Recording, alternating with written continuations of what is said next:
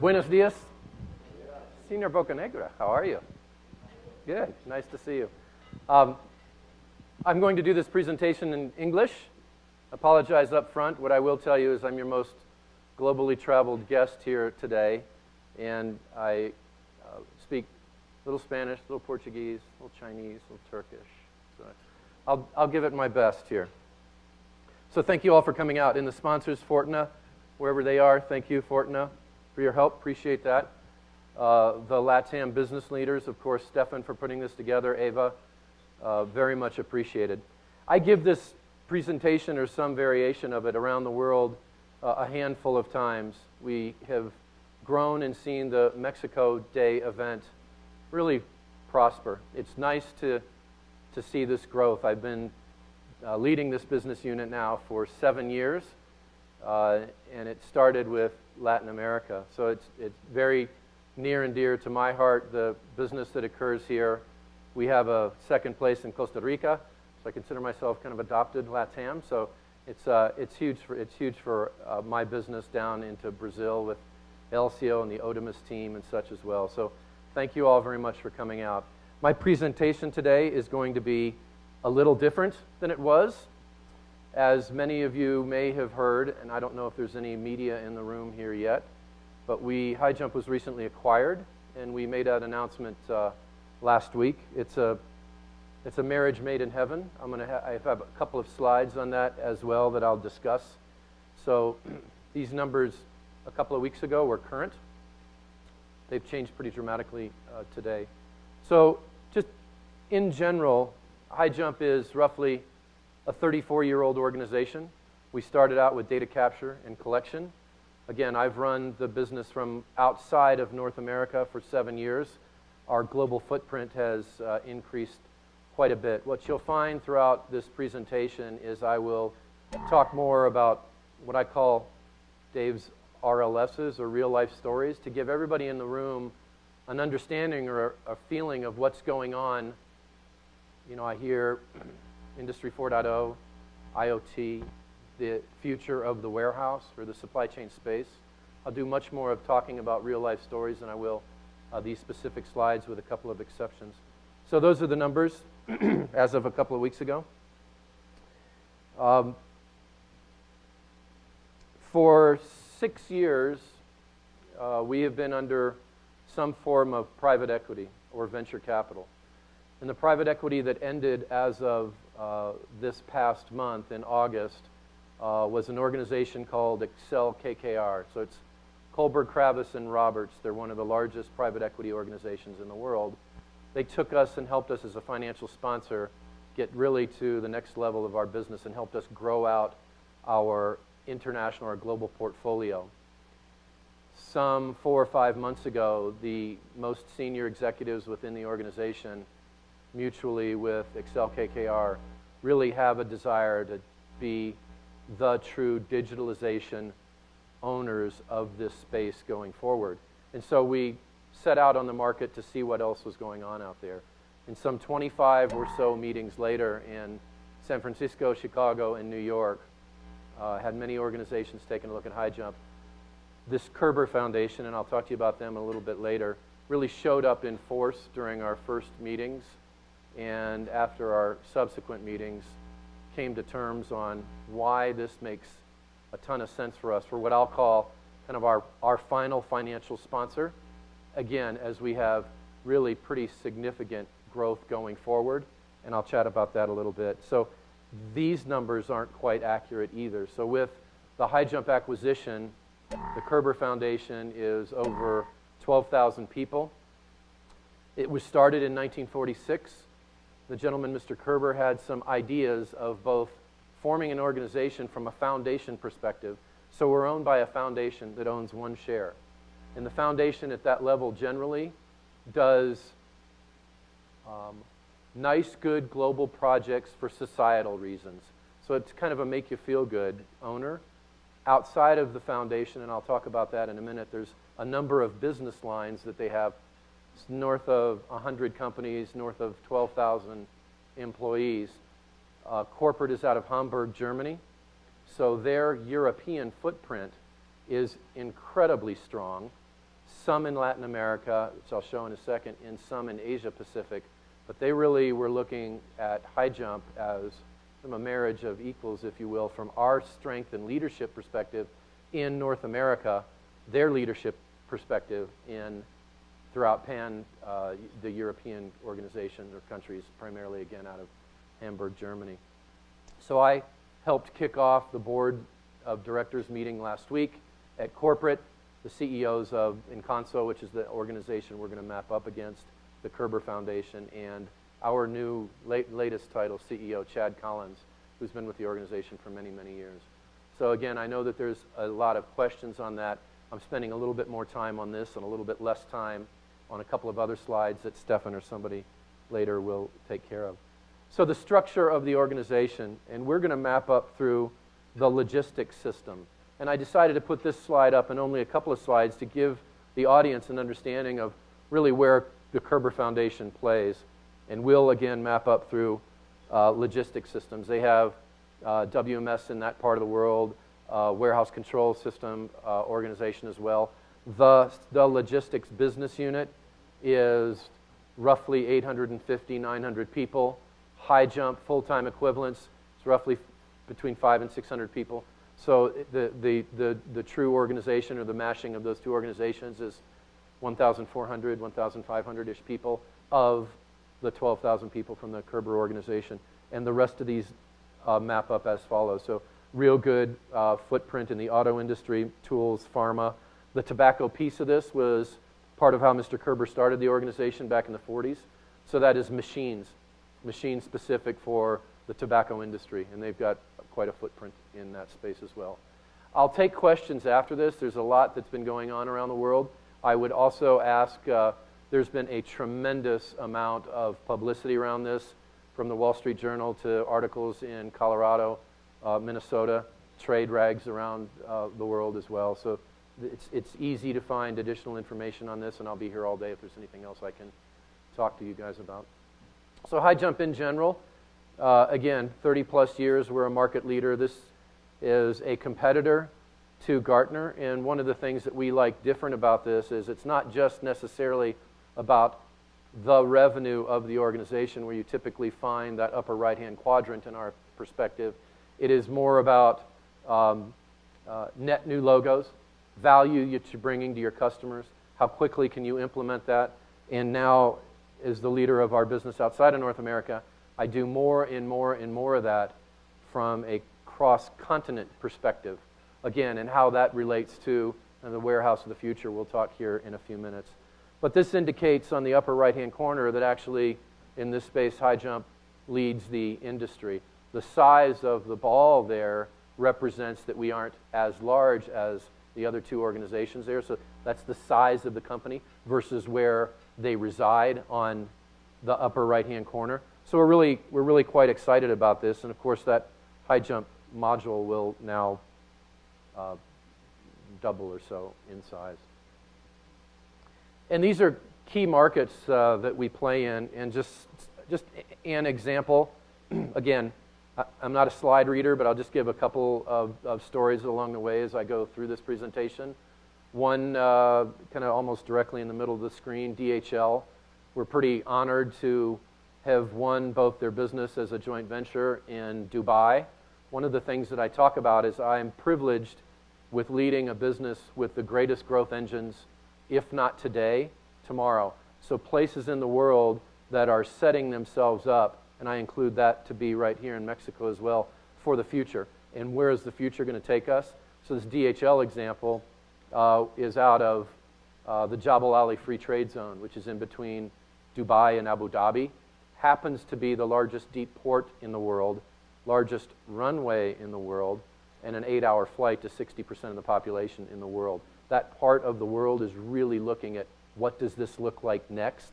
So tremendous piece of business for us there, and then they looked at us via an internal reference for a massive piece of business that we're doing. Coincidentally, our first rollout is in Germany with a large pharmaceutical organization. So I mentioned that as an example of where we play. So the 3PL space, distributors, manufacturers, I call it fresh. Some people call it the cold chain. I think it's more than the cold chain now. And fast moving. So I also kind of bundle fashion or retail, apparel, and e-commerce all seem to go together in a bucket as well. That makes up 80 or so % of our business. And those are examples there as well. Grocery, consumer products, fast-moving organizations. On the lower right-hand side, Wolseley is a very large plumbing organization out of the UK. And so what is our footprint here?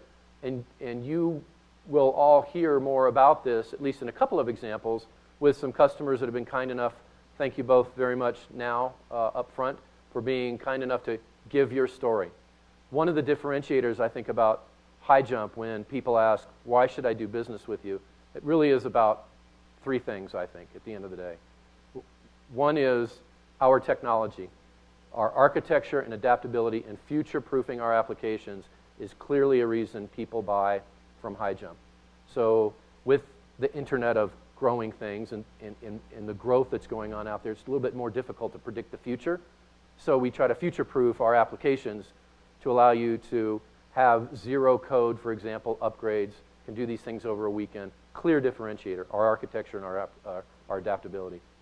Second, and it's really indicative of the oldest partners within the HighJump global familia, if you will, right here in the room, the subject matter expertise. Marco and Eric, Stefan, Carlos, these people know this space inside and out and have for years and years and years. So the subject matter expertise. And then finally, people buy from people. With all the technology and stuff that's going on out there, if you can't kind of understand the business, form some type of relationship with a equal or better solution, and have the trust, I think it's all for naught and lost. So I've been a part of most all of these logos over the last 7+ years, and so those that are here in the audience today, thank you very much.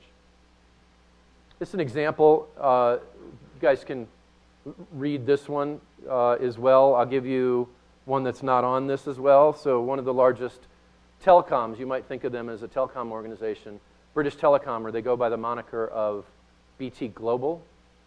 You might think of them as a telephone organization. They're really a supply chain organization.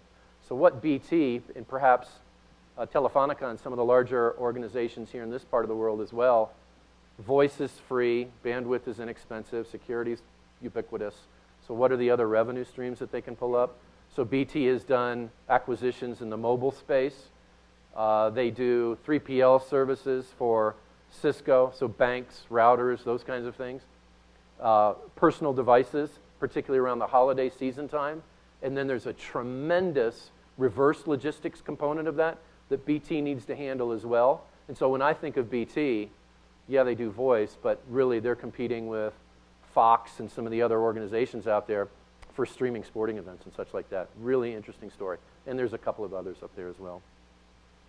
This high level is the organization that I run. And so just briefly here, when I think of Pan-LATAM, which again was the first geography that I picked up 7 years ago, Mexico, Brazil. Brazil is having a little bit of, and again, none of these statements are geopolitical. They're facts and they're things that I'll share with you around the world. Brazil is having a little bit of a geopolitical issue right now, but they have been hugely strong piece of our business as well. So Mexico, Brazil, Santiago, if you come up the coast the other way, Lima, Bogota, those are typically the cities within the countries where we've had good business, and a number of places here when I look at what I call this coastline from south to north.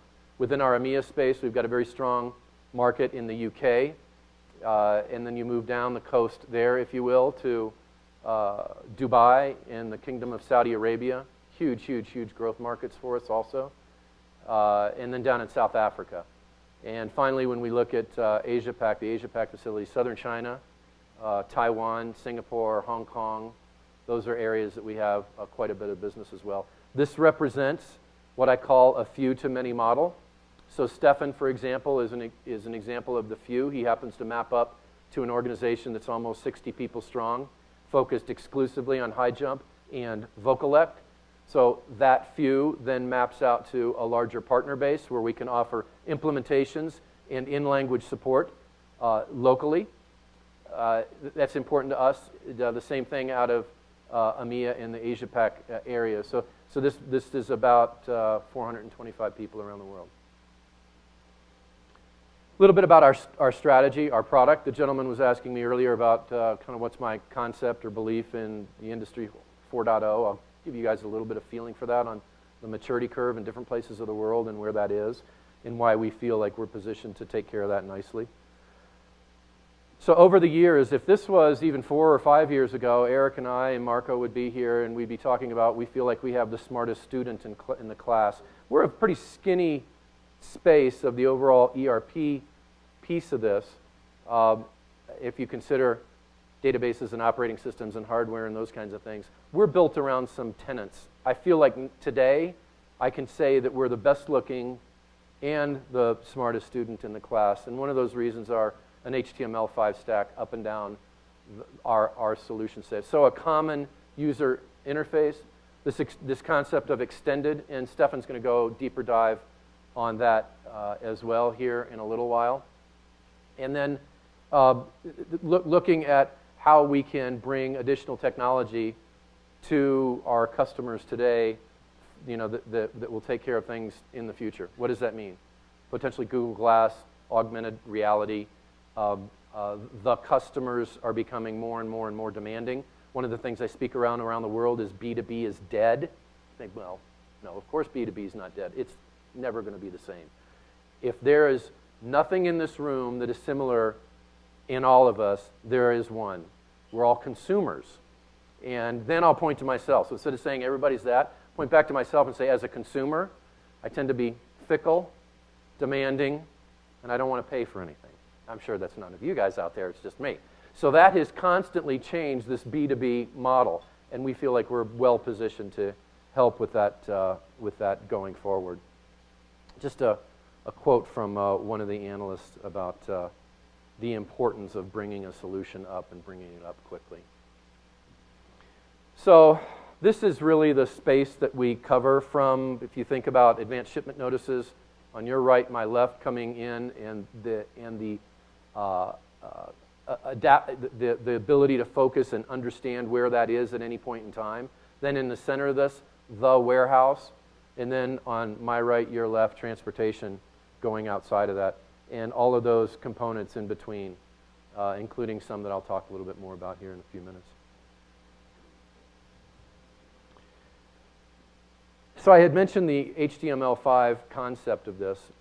You know, HighJump, like many software companies out there, I think, we are really looking at, again, future-proofing this. And what are some of those concepts that are coming to market today? This concept of BYOD, or bring your own device, is closer to reality than we might have thought it was a few years ago. So the younger generation that's coming through the supply chain execution space tend to want richer content, tend to want to read less, tend to want to mix their personal life with their business life. And so we need to adjust and adapt for that.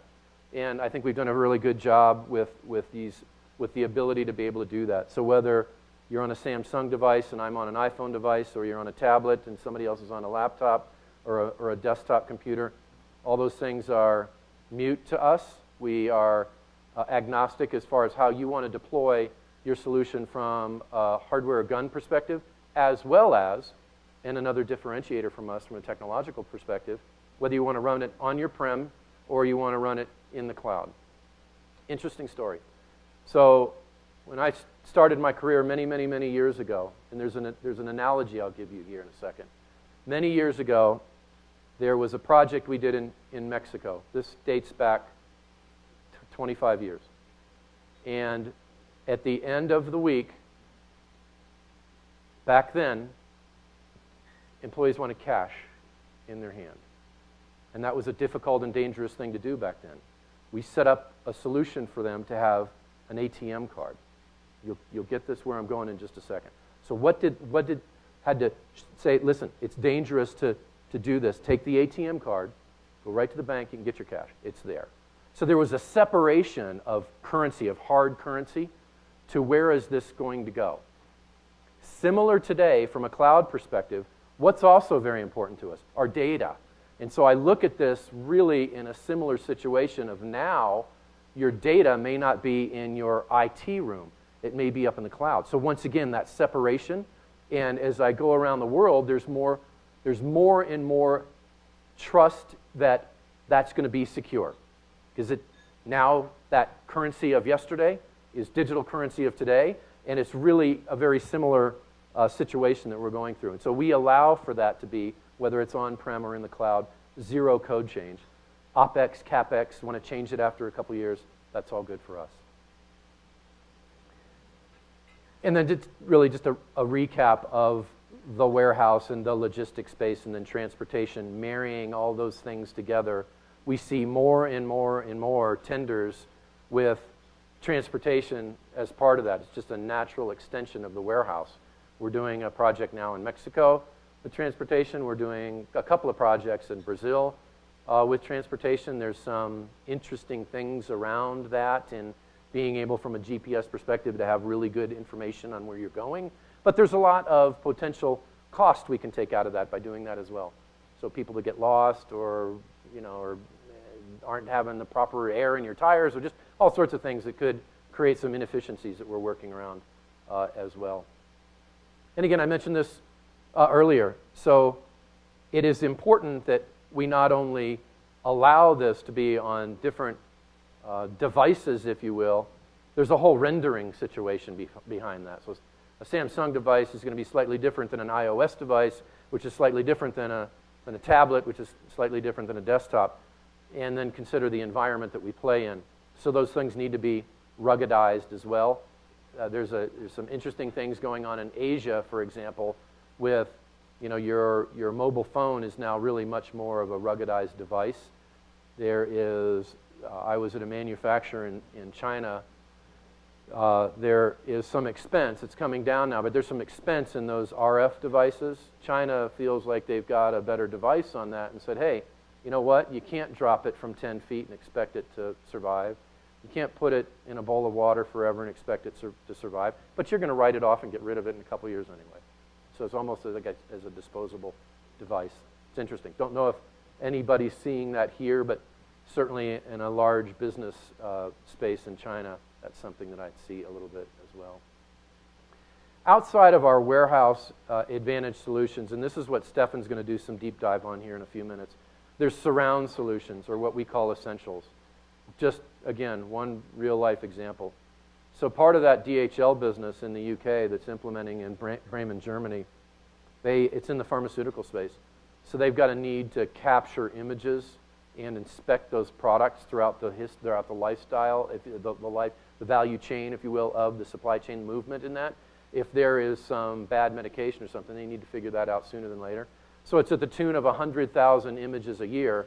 That's all seamlessly brought up through HighJump, and you can scan on that and research it and make sure that you've got some the data that you need. At the same time, you can pass that back to a supplier and potentially say, here, this wasn't delivered in a fashion that needs to be. Here's your picture. It'll ping you when it comes back. There's a number of those. Stefan's got some real good life examples of some more of those, what I'll call surround solutions around Warehouse Advantage. This is always an interesting piece for me, and what people ask me about is what's the trends? Where's the industry going?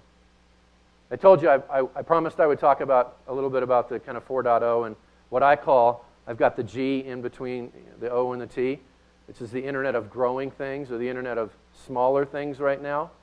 It's really very fascinating. So the three examples that I'll chat about here for a minute.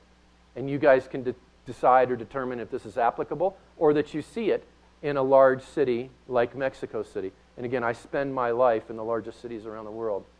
So in China, there's a concept called new retail that they're doing. So a few months ago was at a grocery store. So it's fast-moving goods. Pretty normal grocery store, very large. A lot of fresh product, and in this case it's seafood in this Chinese market. One of the things that catches your eye first is the price tags that sit over bananas, or they sit over the tank where there's camarones. and it's dynamic. So if they get a shipment that costs less dynamically, that price changes. Again, maybe that's here, maybe it's not. They take that a step further.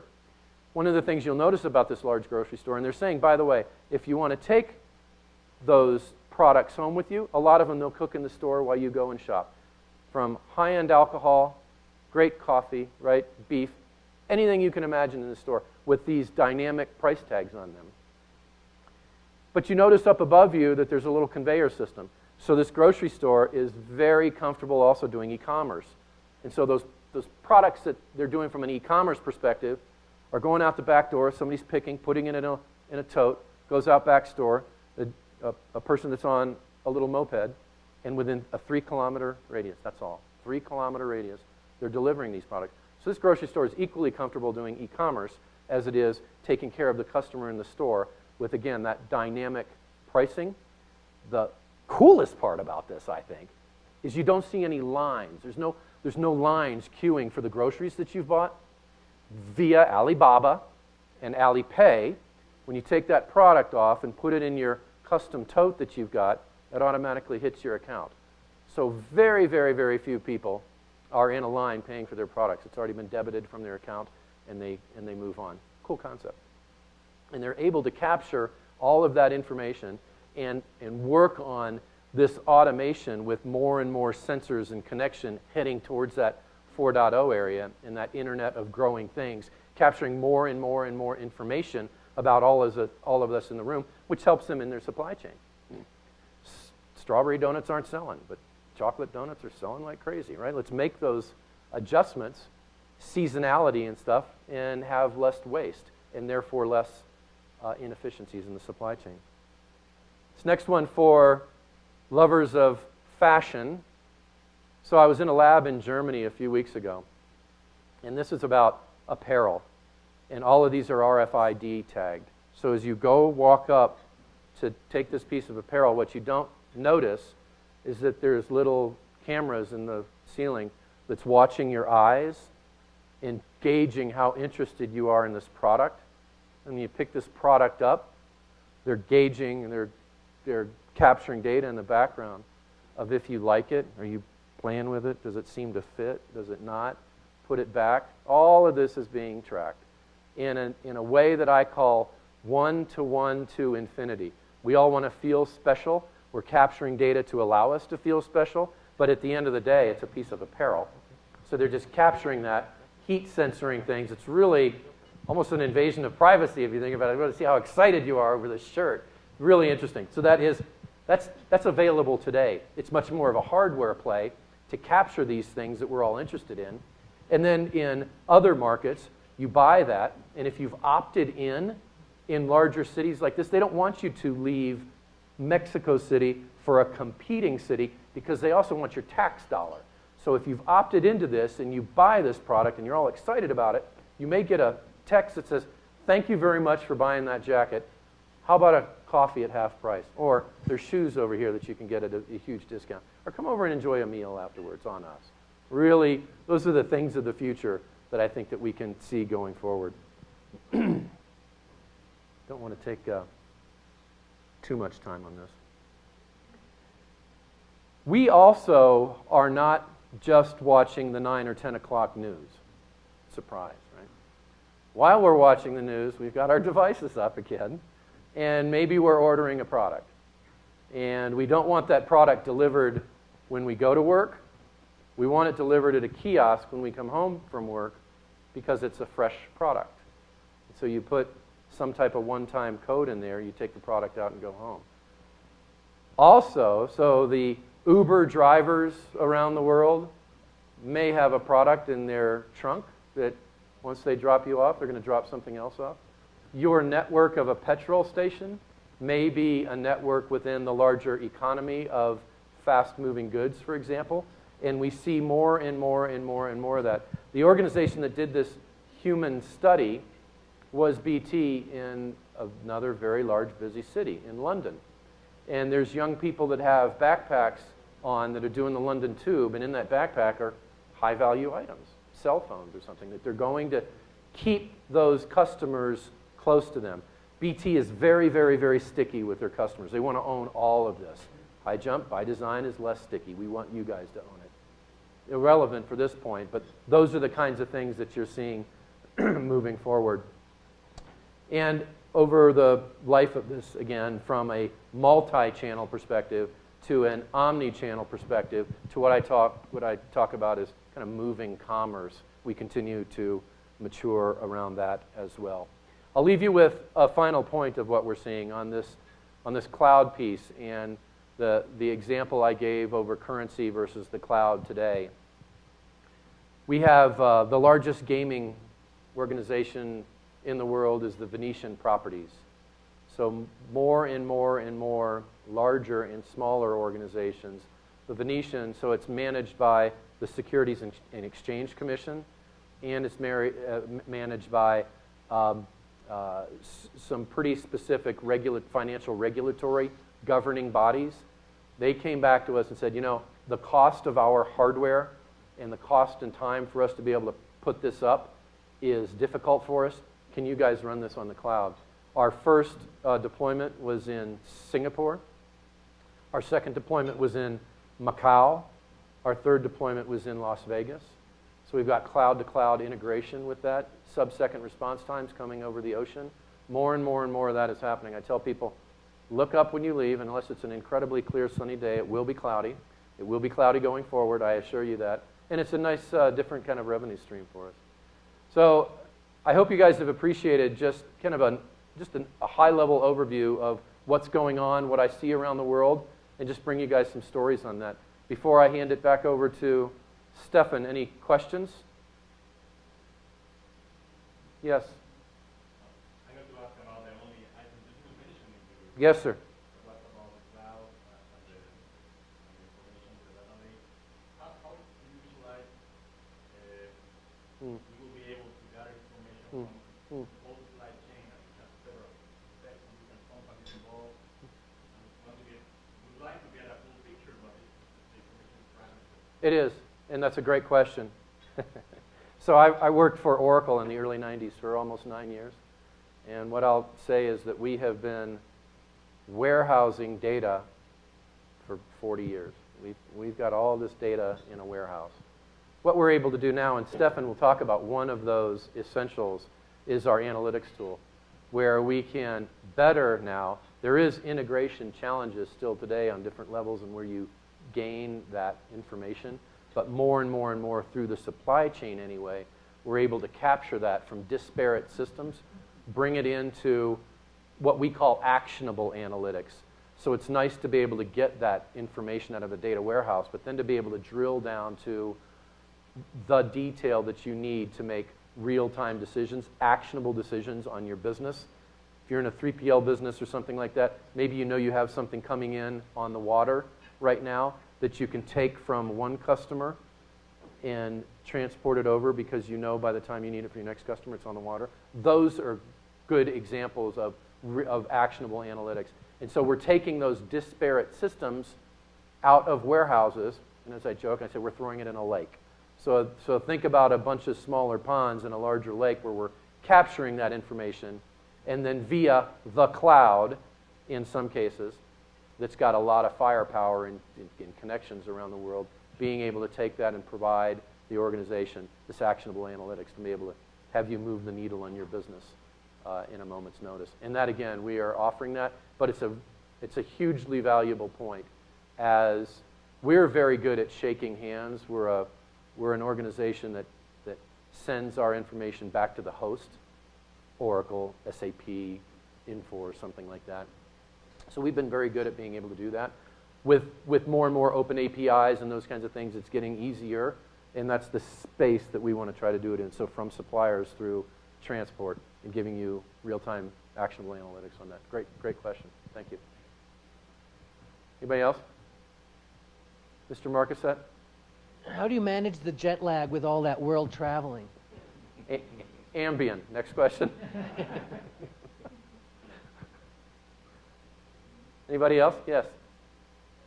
What's your strategy regarding infrastructure challenges in countries?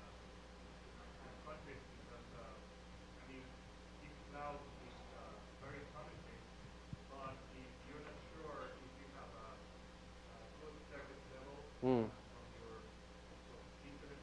Mm. can be successful for the company. Mm. So this is why many companies like us are afraid to move to the cloud, because they'll next step, you won't have internet service for 2 days and Yeah, yeah. And HighJump is a real-time application. I'll give you, again, a real-life story of one of the ways that we got over that. Again, I work in the fastest growth engines on the planet, if not today, and likely not today, looking out in the future. How can they beat the big, more mature people now? And just a ton of examples that I can give you moving forward. This isn't the only place around the world where from a maturity curve, again, what I share with you guys is where is it more or less mature on cultural connectivity, what do you do when your application is down? Very, very valid points. And I wouldn't say that right here, right now, again, and this is somebody that is interested in the planet, because your perhaps Mexican-based organization might have a facility that you're going to think about opening up in Asia. And so the people that are offering that solution here in Latin America may or may not be the organization that's offering that in Asia. And in Asia, there's other issues. In South Africa, there's other issues. That last mile, that connectivity is expensive. And so sometimes it's cost prohibitive. Finding that true global cloud provider, again, I was with Oracle for many years. We sit on Oracle for some of our solutions. We sit on Azure, a Microsoft solution. We sit on Amazon Web Services. I wish I didn't have to sit on those many, but that is something that from a global perspective is important for us. We can go down the path of perhaps a local Mexican cloud provider, but I have to take responsibility if your system's down for a couple of days and you're screaming at me. So we also want to make sure that there's data security in there, there's a type of bandwidth that you need in there, and that there's hooks outside of Mexico. Forget for a minute the fact that if it's cloudy in Mexico, it better not be cloudy in Colombia. And what I mean by that is the exchange of information, of confidential information, as it flows across country borders, is not insignificant. That needs to be handled as well. So we continue to look at what the best way is to do that, and right now we sit on 3 or 4 cloud providers for that. I look forward to that maturing as we go forward, because I have to spin all that up in these different cloud environments, and it takes time. And in the example I gave you with the Venetian properties, 2 are Microsoft Azure in Asia, and the one that sits in Las Vegas in the United States is a CenturyLink cloud. So then you get into this cloud-to-cloud, peer-to-peer communication stuff. It's getting better. So it's a little left of where I would like it to be on the maturity curve, but that's honestly what I see in this part of the world on that. It's a great question. Yes? Can I add a couple of ideas about that? Yeah, please. This is great. We've been in HighJump Software for quite a while. Mm. And the availability of the cloud is far higher than all the concerns that we have having Mm. premise. And the way we handle that is by having duplicated connections. And it pays off. I mean, from the top perspective, this is the most convenient to have those duplicated connections and having all the information. And you know, the uptime is higher. So in the end, it's not that. I mean, you can rely on one single carrier in Mexico. But you have to. They both are going to fail, but it's very difficult at the same time. Yeah. Different carriers or different media, air and cable. I It kind of handles the situation. failed to give you the example, and the example that we had was in Singapore, and they've got fine cloud availability there. However, they're also down 15 feet underground with reinforced concrete walls, and we just simply lose connectivity. So that was the very mature. They're way over here on the right-hand side, but you know what? When you lose your connectivity, you lose your connectivity. And we provided them a solution that if you capture that information up front, at any point in time, these people are at any point in time, so that it varies, they're delivering 15,000 meals to their guests. So there's a lot of activity going on. So if we capture that up front, they can go, the people that are going to deliver that can go throughout their day, and when they get that connection, then it connects back up. It was a solution outside of our warehouse advantage, but within our organization.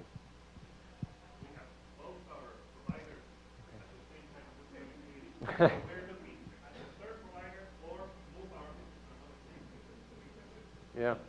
I'd love to chat with you a little bit, more in detail on that. There's costs and benefits and such. I mean, outside of that, right, we take care of all the upgrades, and there's a lot of administrative things that you no longer have to worry about. You guys don't no longer have to worry about if you want to go to a cloud environment. It's good. It's good talking points.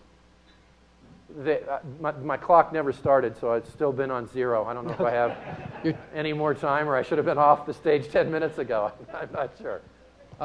We good? Okay. Yeah, we're good. I'll be around for the day. Eric, are you next? I'm next. Great. Thank you all very much.